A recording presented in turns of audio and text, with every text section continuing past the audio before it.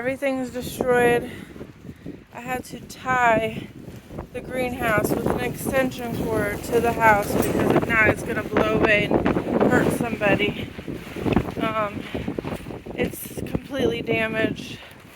All the things are all bent and messed up inside. There's nothing I can do about it. This wind is crazy. I literally have this tied to the side of my house so it doesn't blow away and hurt somebody.